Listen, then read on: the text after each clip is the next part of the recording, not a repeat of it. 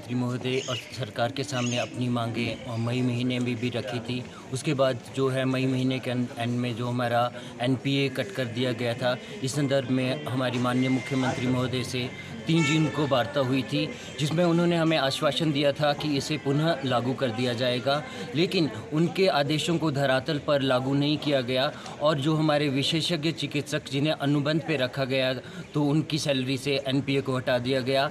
आज की दिनांक में जो हमारे स्पेशलिस्ट अनुबंध पे रखे गए थे, तो उनकी सैलरी 33,660 है, जो कि पूरे भारतवर्ष में सबसे कम है। इस संदर्भ में जो है हिमाचल की जनता को स्पेशलिस्ट का अभाव ही हो रहा है, क्योंकि अपना टेन्योर पूरा करके वो दूसरे राज्यों में पलायन करने के लिए मजबूर हो रहे हैं।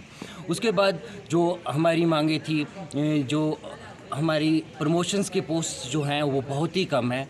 एक चिकित्सक को 20-25 साल के बाद जो है अगली प्रमोशंस होती है, तो उसका काफ़ी लंबे अंतराल तक इंतज़ार करना पड़ता है। इस संदर्भ में उन्हें एश्योर्ड कैरियर प्रोग्रेशन स्कीम 4-9-14 दी जाती थी, जिसे कि भारतवर्ष के अन्य राज्यों में और सेंट्रल हेल्थ सर्विसेज में भी as a dynamic career progression scheme दिया जाता है, तो उसे भी हटा लिया गया है। अब प्रमोशन की बात करें तो पिछले जो है 1.5 वर्ष में जो है अभी हमारे कोई खास प्रमोशंस नहीं हुई है।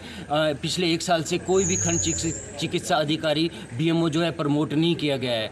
अभी हमारे लगभग 50% जो है 40 पोस्टें जो बीएमओ की हैं रिक्त चल रही हैं और इन्हें 1 साल से भी प्रमोशंस नहीं दी गई है। वहीं दूसरी ओर जो है हमारे सीएमओ और सीनियर मेडिकल सुपरिटेंडेंट्स हो गए, डिप्टी डायरेक्टर्स हैं, इनकी पोस्ट भी डीपीसीएच से नहीं भरी गई है।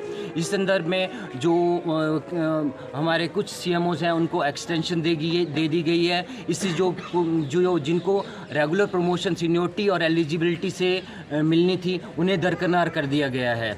तो हमारी गुंजाइश ये है कि स्वास्थ्य विभाग को और अच्छे ढंग से सुचारू चलाने के लिए अतिशीघ्र विभाग में प्रमोशंस हों, ताकि इन जो पोस्ट है जनता को इन पोस्ट का भरपूर फ़ायदा मिल सके।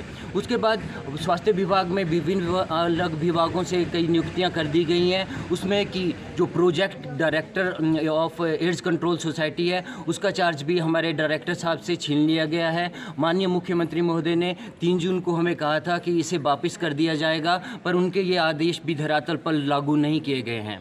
उसके बाद जो हमारे मेडिकल कॉलेजेस हो गए, वहाँ पे जो हमारे प्रिंसिपल्स हैं और जो हमारे सीनियर मेडिकल सुपरिटेंडेंट्स हैं, उनके पावर्स भी अन्य विभागों को दे दी गई है।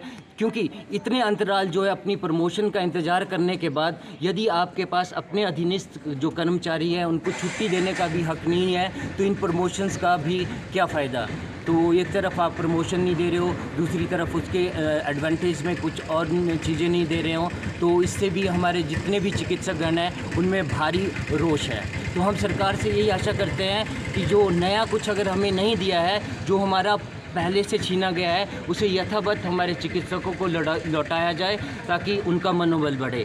अब रही बात एनपीए की, तो जिन राज्यों में एनपीए नहीं दिया जाता है, उनकी जो जनता है, ठीक है, उनको जो सरकारी हमारे स्वास्थ्य संस्थान होते हैं, उनमें इतनी अच्छी सुविधाएं प्राप्त नहीं होती है। आप इस चीज़ का अध्ययन कर सकते हैं, क्योंकि हिमाचल प्रदेश में जो आज के भी हेल्थ इंडिकेटर्स हैं, वो पूरे कंट्री में बेस्ट है। 2019 में भी हमने अंडर 5 मोर्टेलिटी रेट में जो है बेस्ट रिडक्शंस का अवार्ड पूरे नेशनल लेवल पे गेन किया। ये हमारे कर्मठ जो हमारे चिकित्सकगण हैं, उनकी मेहनत को जाता है।